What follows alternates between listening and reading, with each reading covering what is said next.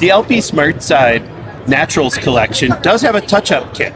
There is a touch-up bottle, so you'll get your quart of paint there. It is a solid color, so we do a lot of blending when we're touching up our Naturals collection.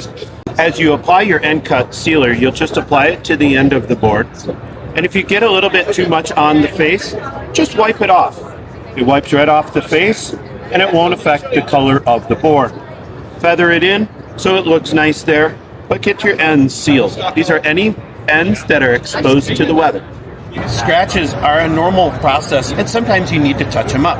Sometimes the homeowner scratches the siding, and we teach the homeowner how to touch them up as well. The scratch would need to be less than a 1/16 of an inch and less than an inch long. The scratch can be touched up with the nail head concealer, and so I'll just take this bottle and I'll just touch up that edge.